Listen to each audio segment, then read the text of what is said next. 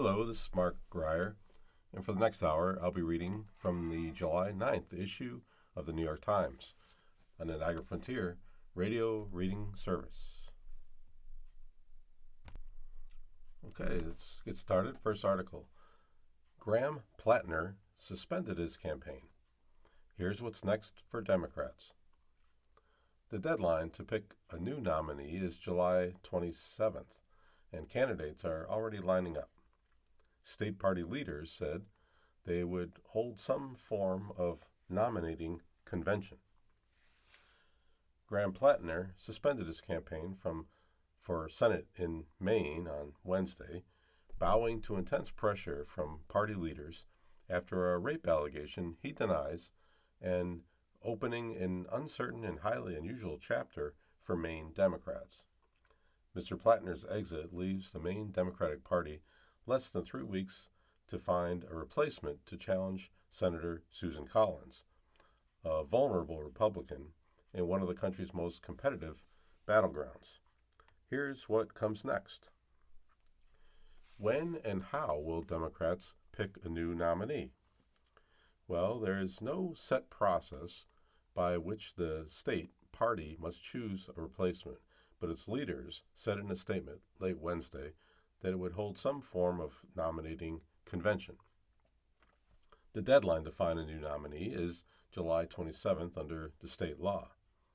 The state party leaders said in their statement that they would soon announce a full timeline, details for how the nomination process will move forward, information about how to participate, and requirements for candidates. Who is angling for the nomination? Even before Mr. Plattner bowed out, a crowd of potential contenders to replace him had already begun to form, and some candidates have already officially said they will run. Troy Jackson, a former president of the Maine Senate, favored by some progressives, announced his bid on Wednesday night, as did Jordan Wood, a progressive who lost last month in the House primary in northern Maine's swing congressional district. Dan Kleben, founder of a brewery, has also said he will run, writing in a Substack post, "I'm in." Other prospective candidates include Nirav Shah, a former state and federal public health official, and Shenna Bellows, the Maine Secretary of State. Mr. Shah and Mr. Jackson and Ms. Bellows all lost in their state's ranked choice Democratic primary for governor last month. Mr. Jackson said in a statement that there is a powerful movement of working-class people in the state of Maine and millions more across America who are ready to send a progressive fighter to the Senate. I've been fighting for that movement my whole life, and I'm sure as hell not backing down now, when this fight is needed the most, he added. Mr. Jackson had already won the support of Representative Ro Khanna, a progressive California Democrat who was once of Mr. Plattner's most vocal endorsers. I am all in for Troy Jackson to continue the populist progressive movement in Maine, Mr. Khanna said in a statement Wednesday afternoon. Mr. Wood, who was once chief of staff to Representative Katie Porter of California, also quickly moved to appeal to progressives. I'm running for U.S. Senate because to beat Susan Collins, Democrats need a candidate who can provide a true contrast and run an unapologetically progressive campaign. Mr. Wood, who cut a trip to North and South Dakota short this week, said in a text message from Air as he flew back to Maine, "Passing Medicare for all, stopping ICE terrorizing our streets, standing up to Donald Trump's abuse of power, I am that candidate." Does Plattner have any influence on who takes his place? Well, the state party, in its statement, credited Mr. Plattner, an oyster man running a progressive outsider campaign, for helping to drive an unprecedented amount of energy and enthusiasm among Maine Democrats. But the state party, which also called on Mr. Plattner to leave the race by Monday, has also been at odds with him over the process to select a replacement. The party's executive director, Devin Murphy Anderson, said Tuesday that Mr. Plattner's team had been trying to put their thumb on the scale in the party's planning for his replacement.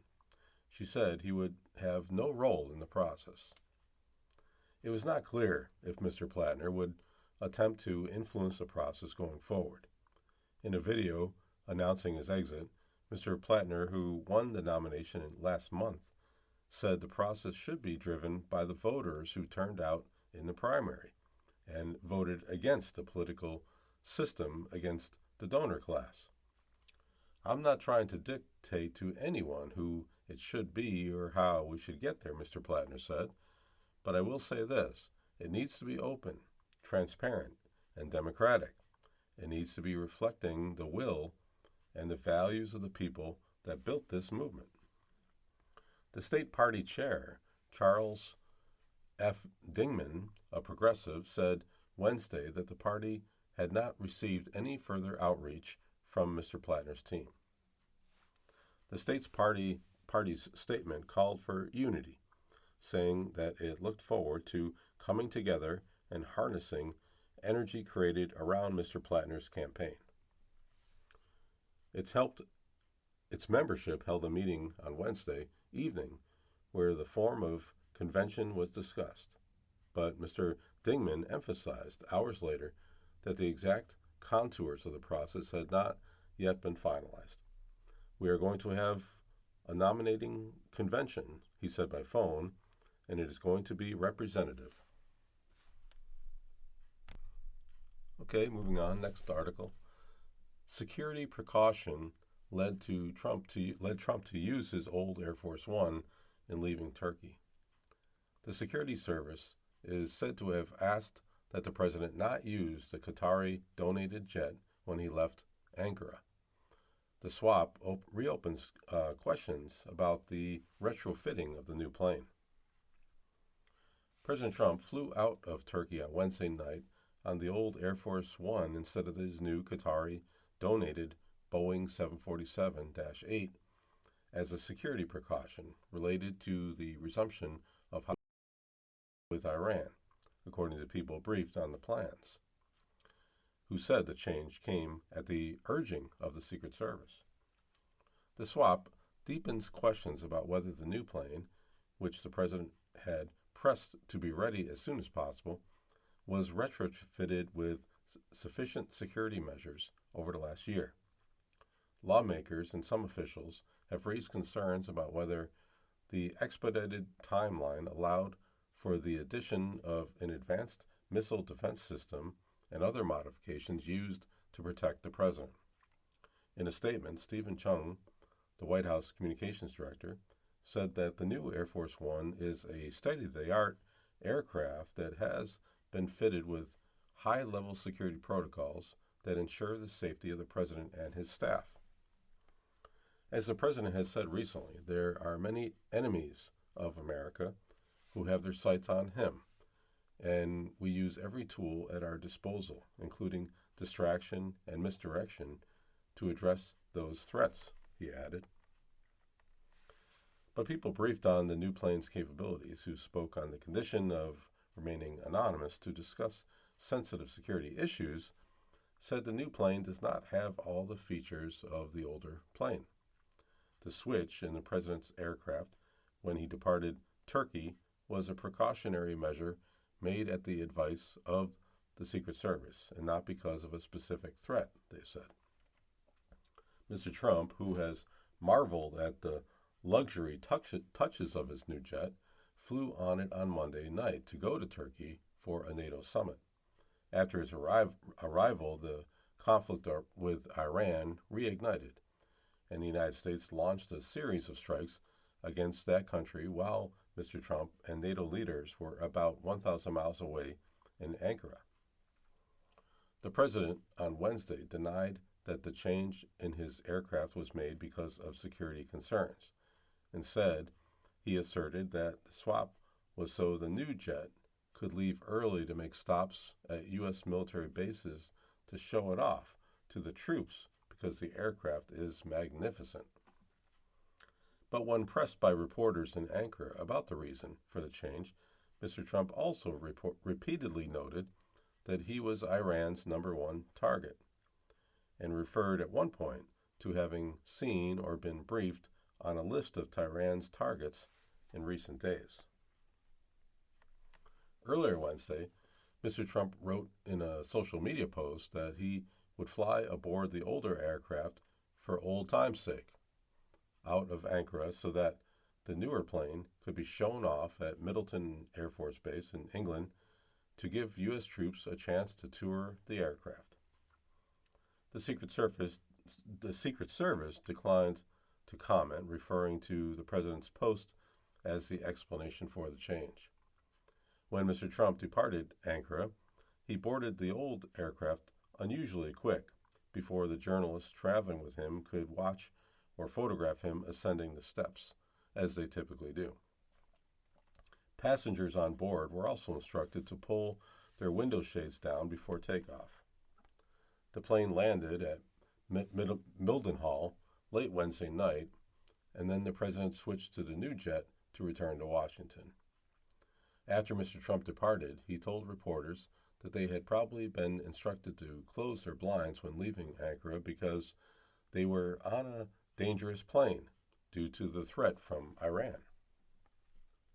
The older plane has been widely reported to be equipped with a system designated to blind an incoming anti-aircraft missile, along with chaff that could be deployed to mislead the missile and force it off course. It is unclear how many, if any, of those capabilities have been installed on the newer plane that was donated from Qatar, which Mr. Trump has been eager to get into service. Industry and Pentagon officials have said such an extensive upgrade could cost as much as $1 billion and take up to 2 years to complete. But in testimony before Congress, Troy Menck, the Air Force Secretary, estimated that the modifications would run possibly less than $400 million. The Air Force started upgrading the 747 jetliner in the United States last summer. Air Force officials said at the time that they were modifying the jet for executive airlift support on orders of Defense Secretary Pete Hegseth, but that all other details about the upgrade were classified. The plan immediately drew criticism from some members of Congress. The lawmakers expressed concern that Mr. Trump would pressure the Air Force to do the work so fast that sufficient security measures would not be built into the plane, including missile defense systems or even systems to protect it from the electromagnetic effects of a nuclear blast. Much of the retrofitting and refurbishing that the Air Force described took place at a Texas facility known for secret technology projects. Andrew Hunter, the former Air Force Assistant Secretary who was in charge of the Air Force One program during the Biden administration, said that a true retrofit of a 747 jet to prepare it to become Air Force One would require more than a year of work. That is because the base plane, even if it has a luxurious interior, needs sufficient modifications to its physical structure to accommodate special security upgrades, work that would have taken longer than the Air Force had to retrofit the donated Qatari jet. Mr. Hunter would not name the more complicated security upgrades individually because they are considered classified. But other government officials have told the New York Times that this more complex work includes advanced missile defense systems and hardening of the plane's wiring to protect it from an electromagnetic pulse in case there's a nuclear strike. It is unclear whether such work was done to the Qatari jet. In that time they had, they would be able to accommodate communications upgrades, Mr. Hunter said, referring to vital security equipment that allows the president to be in contact at all times, but not anything that would require significant structural work. Mr. Hunter added, to do a full Air Force One equivalent upgrade does require structural modifications. The Times asked the Air Force earlier this year whether these kinds of measures had been included in the upgrades to the Qatari jet. The Air Force declined to respond to questions. Okay, let's move on to the next article. This is from the opinion section written by the editorial board. The Democrats can't go on like this. Graham Plattner is out. Just months ago, the oyster farmer and Marine combat veteran looked like the answer to the question Democrats keep asking themselves. Where are the candidates who can excite people? Mr. Plattner, running in Maine for the U.S. Senate, drew crowds most politicians can only fantasize about. Won Bernie Sanders' endorsement, and after Governor Janet Mills suspended her own campaign, pulled even the reluctant party establishment in behind him. Now he has suspended his campaign, brought down by an allegation of rape, which he denies, that landed atop months of damaging revelations.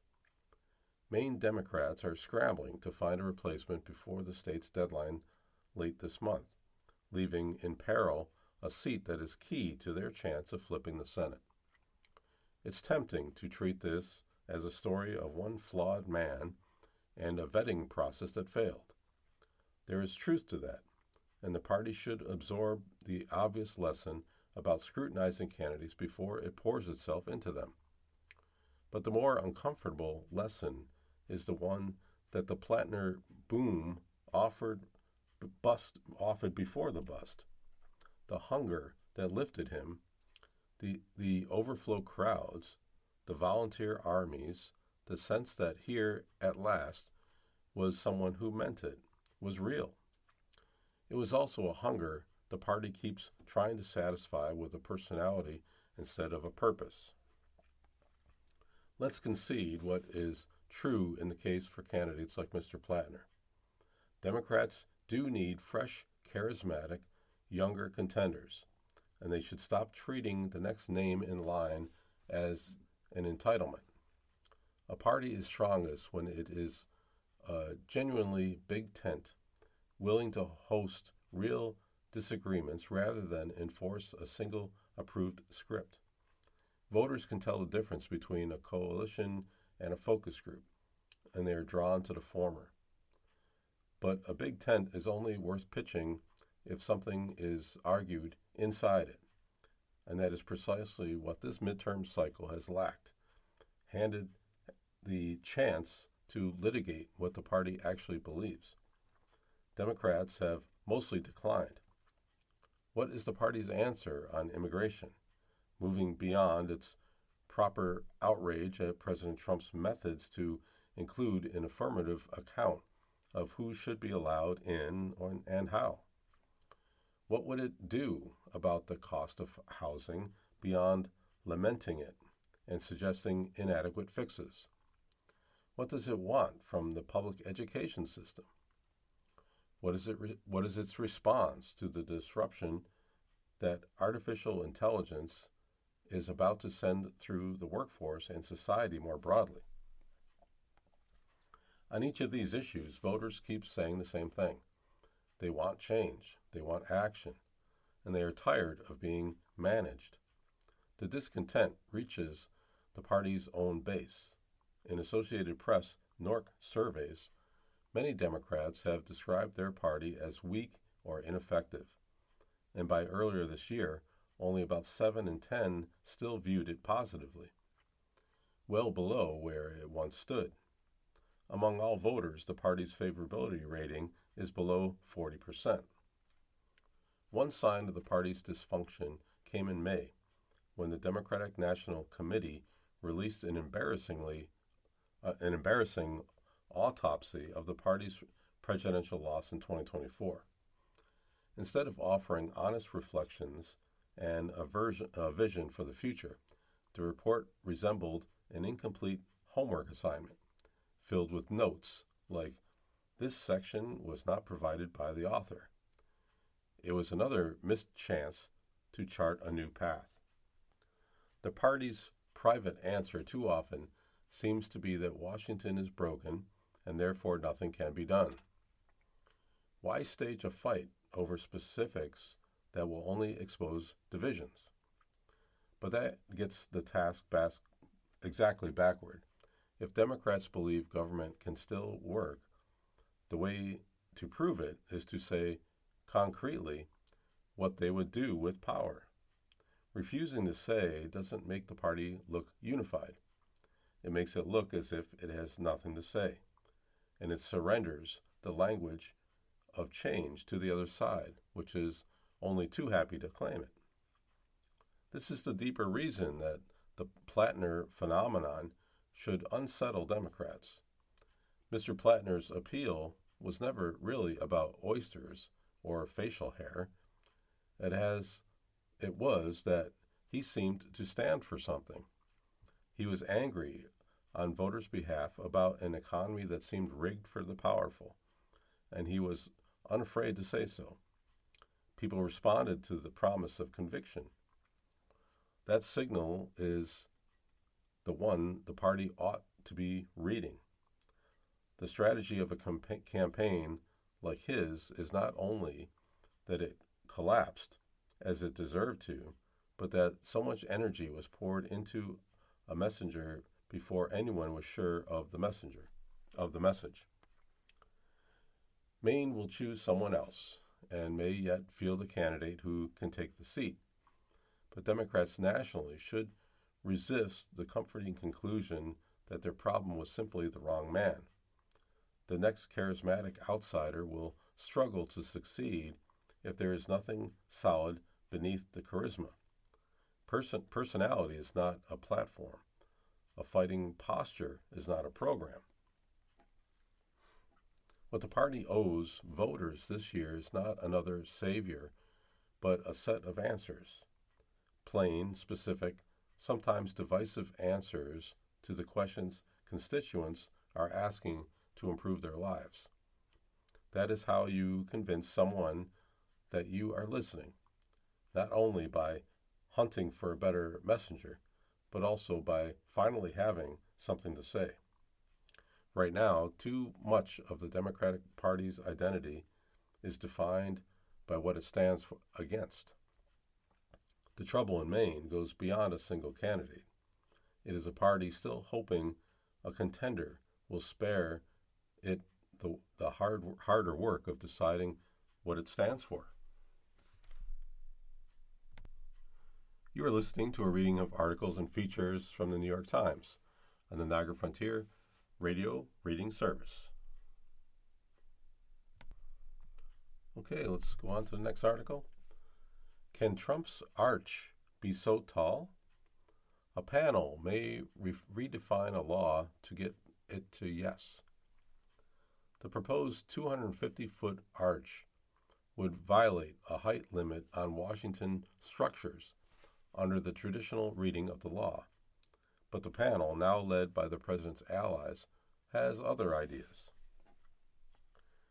For decades, the Planning Commission reviewing construction projects in Washington has stood by the principle that the federal law limiting the height of buildings in the Capitol applies to federal projects.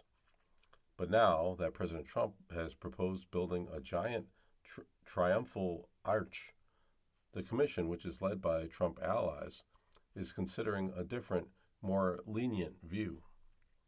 On Thursday, the National Capital Planning Commission will consider a new interruption of the 1910 Height of Buildings Act that it was never meant to apply to federal projects, and certainly not to Mr. Trump's 250-foot arch. The act does not reference federal buildings, the Interior Department wrote in a memo submitted to the panel, arguing that Congress did not intend for the law to be interpreted the way the Commission had read it for nearly 90 years. The effort to get around the Height of Buildings Act is the latest attempt by the Trump administration to bypass federal law or norms in pursuit of the president's breakneck construction spree, which includes more than $1 billion in construction. If the commission changes its interpretation of the height law to ease approval of the arch, that would likely prompt a new legal fight, adding to the numerous lawsuits already trying to stymie the president's projects. The panel is set to approve the preliminary site and building plans for the arch. A final approval would come later, and the future of the project remains uncertain. A group of Vietnam War veterans has sued to stop the construction, citing the lack of congressional approval for the project and arguing that the arch would obstruct the carefully composed views between the Lincoln Memorial, Arlington National Cemetery, and the Robert E. Lee home. Democrats have said that the project violates 3 federal laws, including the Commemorative Works Act, which governs monuments on federal land in Washington, and a 1912 law that says buildings or structures should not be erected on federal land in the Capitol without express authority of Congress. But the Height of Buildings Act, which generally does not allow buildings more than 130 feet tall in Washington, has become the latest complication. Will Scarf, the Trump-appointed chairman of the commission, who also serves as the White House staff secretary, surprised many planning and architectural experts in the city by arguing last month that the height law did not apply to the federal government and should be viewed instead as part of Washington's local zoning code. Since the law was passed, and since the Planning Commission began applying it in 1938, it has seldom, if ever, been treated that way. For the vast majority of the history of the law, it only applied to the federal government, said Harriet Tregoning, a former planning director of the city. There was no locally elected government in Washington when the Height Act was passed in 1910. The city was run by federally appointed commissioners and by Congress. Washington gained its current measure of local governance only in the 1970s. The idea that the height restriction was a local zoning matter that the city imposed on the federal government, raising concerns about federal supremacy, in Mr. Schwartz's view, inverts that history. In fact, if the locally elected D.C. Council wanted to change the law today, it could not. Only Congress can. The act has preserved the airy, horizontal feel of the Capitol, where wide-open views and intentionally planned sightlines point to major civic buildings and monuments. The result has been the preservation of a rare major American city with no skyscraper and few buildings taller than about 12 stories, even downtown. The law has tied the height of buildings to the width of streets, allowing buildings up to 130 feet on the city's broadest avenues. Buildings on narrower residential streets are capped at 90 feet, though local zoning laws often enforce lower heights, and buildings up to 160 feet are allowed only on part of Pennsylvania Avenue between the Capitol and the White House. In 2014, a modest change to the law allowed an additional 20 feet of penthouse structures intended to be less visible from the street. As a practical matter, it would have been hard for Congress to preserve city's low-slung skyline by limiting the height of buildings used by private businesses and local residents, but not the height of buildings used for federal purposes. Those uses can also shift over time. The Trump administration is currently working to offload a lot of federal property to private buyers. the original text of the Height Act mentions no exception for federal buildings. "What's the citation that they are relying on?" asked Nancy Mackwood, a former chair of the Committee of 100 on the Federal City, a nonprofit advocacy group focused on planning and preservation of the Capitol. "I can't find anything. Nobody else can find anything." The Interior Department memo points to an earlier 1899 law passed by Congress that did include an exception to height limits in the city for federal and municipal buildings. The 1910 law, in force today, repealed conflicting laws, but the administration argues that it did not explicitly repeal the federal exception because it said nothing about federal buildings.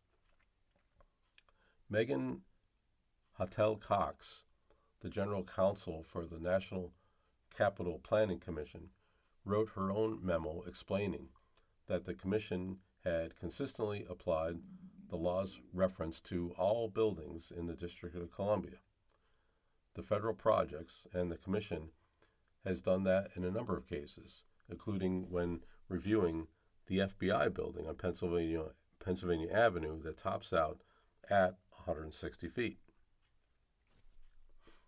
The staff report prepared for Thursday's meeting recommends that the commissioners ask the administration to revise the arch to comply with the law. The staff suggested, however, that a 250-foot tall structure could still be possible. The dimensions would have to be adjusted, lowering the main structure to 130 feet, with a 20-foot observation level setback above it. The plan would shift more of the project's height into the statue on top that would count as an architectural embellishment and not part of the building. That solution may stretch the intent of the Height Act by creating a towering 100-foot tall golden statue that could appear poised to tip off its pedestal. And such a resolution may be unsatisfying to the president, too. Any changes that make the archway smaller would further obscure views meant to be seen through the arch. And the president, who has been deeply involved in the smallest details of his construction projects, has rejected revisions to the arch even from his hand-picked appointee on another review panel. A White House spokesman did not respond to a request for comment. If the president's allies on the commission opt to reinterpret the law, that would throw into question how the planning body has operated for years and how it would handle other projects. If this new theory will be adopted according to NCPC's own staff memo, it would be inconsistent with the decisions made by NCPC since its creation, said Tom Mays, the chief legal officer and general counsel for the National Trust for Historic Preservation, which has sued the administration over some of the president's other projects. Okay, let's move on to the next article. Trump says he'll ask Supreme Court to rehear citizenship case, an unlikely event. The last time the justices granted a rehearing request after a case decision was in 1965. The court has only once reversed itself after rehearing a case. President Trump said on Wednesday that he would ask the Supreme Court to reconsider its decision to strike down his executive order that aimed to revoke birthright citizenship, a request that the justices are highly unlikely to take up. The declaration, made in a social media post, showed the president's continued frustration with the court's decision last week, when a majority of justices ruled that the citizenship given to nearly all children born on U.S. soil was enshrined in the Constitution. Mr. Trump claimed that signs on billboards were being placed along the southern border and in Mexico advertising the right and that citizenship would be granted to anyone willing to pay. The president appeared to be referring to a Fox News report that identified a hospital in Texas that had advertised paying for birth packages in South Texas on billboards in Mexico. The outlet reported that Governor Greg Abbott of Texas, a Republican, had ordered an investigation into the hospital, which told Fox News that marketing materials regarding maternity services are no longer in use due to an unintended misunderstanding. We do not support or facilitate any unlawful activity and work to comply with all applicable federal and state laws and regulations, the hospital added in a statement to the outlet. On Wednesday, Mr. Trump said that he would ask for a rehearing in the case immediately and that the justices would destroy America if they don't change their absolutely insane decision. As of Wednesday evening, administration lawyers had not filed a request with the court. Under Supreme Court rules, parties can ask the justices to rehear a so-called merits case after it has already been decided, but it is exceptionally rare for the court to grant such requests. The last time the court granted a rehearing request after it had announced a decision in an argued case was in 1965. The court has only once reversed itself after hearing a case, according to Stephen Vladek, a professor at Georgetown University Law Center. That reversal happened in a 1956 case examining military tribunal jurisdiction for civilian spouses of service members. Mr. Trump, who attended the oral arguments in the Supreme Court citizenship case, has continued to lash out at the court over its ruling, which was delivered by Chief Justice John Roberts.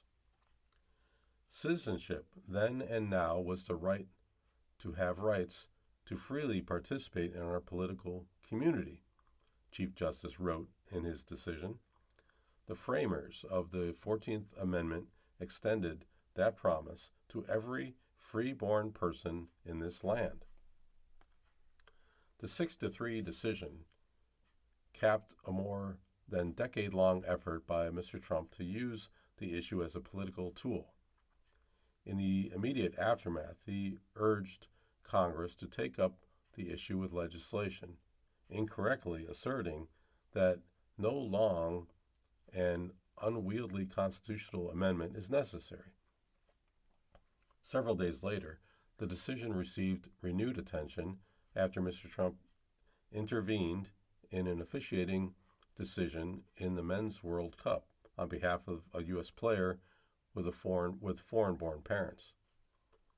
He called Gianni Infantino, the president of the body overseeing the tournament, to protest a red card that was given to Florian Balogun, a star player who was born in the United States, while his parents, who were born in Nigeria and lived in London, were on a trip.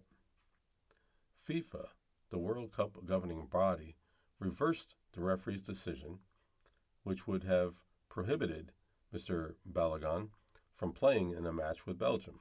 The United States lost the game on Monday. Mr. Trump said that he had decided to act when he learned of the implications of the red card, saying that when they take your best player, or just about, it is very unfair. Okay, next article. Germans don't love Budweiser. It won't take no for an answer. Not for the first time. Budweiser is trying to make it in Germany. But this is a tough time to sell German drinkers on the image and taste of American beer. Something was off at the Olympic Stadium in Berlin. It was a chilly Saturday night in January. German fans of the Hertha Berlin Soccer Club were lining up to buy beer from the concourse taps. But the beer wasn't German. The stadium had replaced its domestic brew, Beck's, with an American importer, Budweiser. fans seemed surprised. What was this mass market lager of American baseball parks doing at a German soccer match? Why was it being sold to Germans as Anheuser-Busch's Bud instead of under the American name?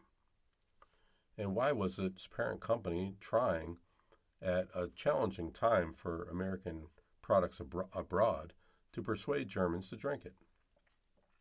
The answer appears to be it's a bet on a small but growing corner of one of the world's biggest beer markets.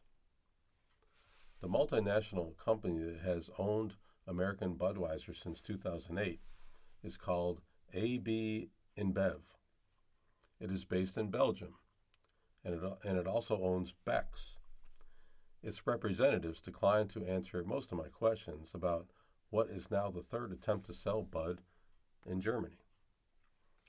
The officials would not say why they chose, once again, to introduce a quintessentially American product to such an insular beer market, or why they picked a moment when many Germans are flush with anger at President Trump and not at all enamored of the United States. Germany is probably the hardest beer market in the world, I would think, said Oliver Lemke, who owns a namesake brewery with a series of restaurants around Berlin. He told me, "You've got plenty of breweries. You've got a public that does not appreciate any other beer style than what they're used to." Mr. Lemke said he does not mix politics with sales, but based on the market, he said, "I don't see why they would come here." The company has cast the move as a homecoming.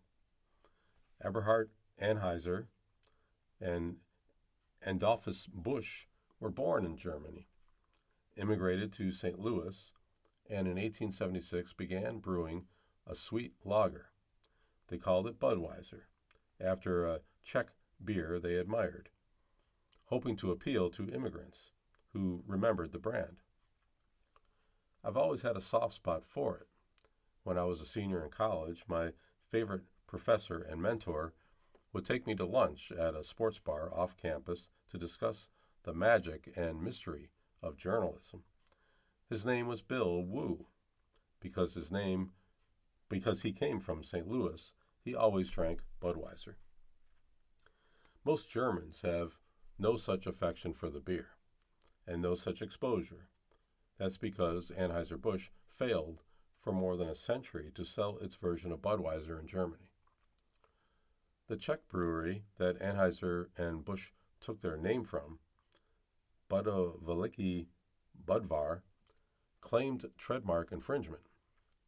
The parties agreed in 1911 and 1939 to divide their beer-making worlds. The Czechs could sell their Budweiser in the United States, and Anheuser-Busch couldn't sell its version in much of Europe. Twice, the Americans tried to crack the German market under different branding. Both attempts fizzled. The first was abandoned after several years of disappointing sales. The second was scuttled amid ongoing legal questions over Budweiser name. Last fall, AB InBev announced another go, now with a product that, for legal reasons, it had to call Anheuser-Busch Bud. A company official said the expansion would bring Bud back to its German roots, its founders, contrary to origin, in time for its 150th anniversary. We are proud to make Anheuser-Busch Bud available in Germany again, Florian Farken, a spokesman for the AB InBev company, wrote me in a message. Hertha Berlin, the soccer club, announced Bud would replace Beck's during home matches. Later, Bayer Leverkusen, a top-flight club, and Wolfsburg recently relegated, following suit with a similar sponsorship deal. Otherwise, the beer is hard to find. It's rare to see in grocery stores, not even the special packs the company is selling to commemorate the World Cup soccer tournament. The story has one other explanation. Data points. German beer consumption is declining by the year. It was down 6% last year and is already down 9% this year. Holger Elchef, chief executive of the German Brewers Association, told me. But one segment of the market is gaining, slightly, from a very small base. Imports. Announcing its German push for Bud last year, AB InBev noted that international lagers are among the fastest growing beer segments in Germany. Mr. Eschel could not speak directly about InBev's strategy, but he told me that consumers in Germany are very interested in testing, finding out new products, new styles, and new brands. Analysts have doubts, given the continuing difficult situation in the German beer market and the recent decline in the image of the American products. The trade publication Genrenke News wrote this spring, Bud sales in Germany are likely to fall short of expectations. At the Hertha match this spring, one visiting American fan was also skeptical. My father. Can't we get a German beer? He asked in line. But back at our seats, he called to me from across the row. He held up his cup. It tastes better here, he said. You're listening to a reading of articles and features from the New York Times on the Niagara Frontier Radio Reading Service. Okay, next article. What Germany and Japan can teach Ukraine about Patriot missiles. Two American allies already have permission to build the American interceptors, a license that President Trump says he will also grant to Kyiv. In 2022, as fears mounted over Europe's missile defense capabilities against Russian strikes, the Biden administration granted permission to Germany to build a factory to manufacture state-of-the-art Patriot air defense interceptors. That factory has yet to produce a single Patriot, a sign of the time that it can take and how difficult it can be to ramp up production of American weapons abroad, even after winning approval from the United States government to do so. It is a cautionary tale for Ukraine, whose leaders are expressed confidence that they could quickly start Patriot production after President Trump said on Wednesday that he would grant Kyiv a long-sought license to produce the interceptors. Only two other American allies, Germany and Japan, have similar licenses, and neither scaled up nearly as quickly as Ukraine hopes to. And European leaders still often rely on American-made weapons, even as they try to build their own alternatives. Friedrich Merz, the German chancellor, acknowledged as much on Thursday, announcing that his government had reached a deal with the United States to buy American-made Tomahawk missiles. A manufacturing license is not a quick fix, said Satoru Mori, a professor of contemporary international policies at Keio University in Tokyo, referring to Japan's experience developing Patriots. It is an incredibly complex aerospace engineering feat. How Japan and Germany won the Patriot licenses. In early 2000, Japan's leaders grew concerned that their homegrown defense system were not good enough to combat North Korea's nuclear and missile programs. The United States granted it a license in 2005 to produce more advanced systems, including Patriot missiles known as PAC-3 hit-to-kill interceptors, in partnership with the manufacturers Raytheon and Lockheed Martin. The American decision was a natural progression after many years of defense cooperation and trust, said Jeffrey Hornung, an expert on Japan at the RAND Research Group in Washington. It took 3 years for Japan's military, called the Self-Defense Forces, to conduct the first successful test of PAC-3 systems. It now produces as many as 30 Patriots a year by some estimates. Germany's license was awarded amid fears that Russia, having focused for years on Ukraine, might one day turn its missiles on Western Europe.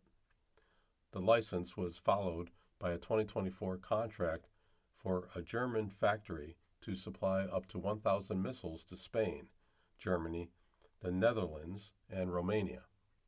The new factory in the city of Schossenberg in southern Germany is expected to begin producing missiles next year. Why Ukraine can't just buy Patriot missiles from Germany? Once Germany's Patriot system is operational next year, it will initially be able to deliver missiles faster to Ukraine in the short term than Ukraine will be able to build under its own production license. Germany and its allies must supply Patriots to Ukraine as quickly as possible until Ukraine is able to produce them on its own, said Anton Hefeder, a German lawmaker and weapons expert. Yet Ukraine cannot completely rely on allies for support, because the war in Iran, as well as the war in Ukraine, have reduced the global stockpile of Patriots and fueled a demand for more missiles that exceeds production capability. In 2023, Japan started selling some of its home-produced Patriots back to Washington, in part to backfill American shipments to Ukraine. The ability for Kyiv to build its own factory will ultimately increase its supply of missiles and make it less dependent on its allies for defense. Why ramping up is hard. To make a Patriot missile, a country needs to find and license the roughly 24 suppliers involved in various parts of the production process. Germany's efforts, however slow, have still been accelerated by existing engineering expertise. Even before Berlin got the license to make its own Patriots, the operators of its new Patriots production site had for years held a contract to maintain American-made Patriot systems, which included relationships with suppliers and toolmakers. Ukraine, in contrast, will be starting from scratch at a different moment. Japan had the luxury of stockpiling Patriot missiles during a time of peace in the region. Ukraine does not. The plane has to be built while it's flying, Mr. Hornung, the Japan expert, said. They're going to want to hit the ground running on this as quickly as possible, but you just have to make sure the correct safeguards are in place. Okay, let's move on to the next article. California orders thousands of drivers to retake rules of the road test. The state's Department of Motor Vehicles said that it had discovered irregularities in exam results of knowledge tests. It did not specify what they were. California is ordering thousands of driver's license holders to retake tests demonstrating knowledge of the rules of the road after irregularities were discovered on the results of those exams, state officials said. The state's Department of Motor Vehicles did not elaborate on the nature of the discrepancies, which it said affected about 11,000 Californians. More than 35 million people have driver's licenses or identification cards issued by the state. Those affected will have 30 days to return to a DMV office to retake the exams. People who don't have their licenses canceled, those people that don't will have their licenses canceled. Ensuring the integrity of our testing process is essential, the agency said in a statement. Knowledge tests play a critical role in confirming that drivers understand the rules of the road before they are licensed to drive in California. State officials did not answer to questions about whether the irregularities were connected to cheating on what is colloquially known as a written test, which can be taken in certain cases on a computer, a phone, or a tablet device. In California, knowledge tests are required for first-time drivers and new residents, along with those who have poor driving records and are renewing their licenses. Applicants get 3 attempts to pass the multiple choice tests. In 2024, California ended its knowledge test requirements for most people 70 and older when renewing their licenses. Tests are still required for older license holders who have traffic violations, repeated accidents, or suspensions for driving under the influence of alcohol or a combination of alcohol and drugs. It is the second time in less than a year that Californians have experienced problems with driver's licenses and ID cards issued by the state. In late December, the Department of Motor Vehicles announced that 325,000 real ID holders needed to replace them because of a software error that affected how expiration dates were applied to some of the identification cards. The glitch could have rendered some identification cards, which were issued to authorized immigrants, valid beyond the end of their legal stay in the United States, according to the state. Officials attributed the problem to outdated computer software. Under regulations that took effect last year, real IDs are required to board domestic flights in the United States. Passports and other government-recognized documents that are Real ID compliant are also acceptable. You've been listening to a reading of articles and features from the July 9th issue of the New York Times. Your reader today has been Mark Reier. Thank you so much for listening.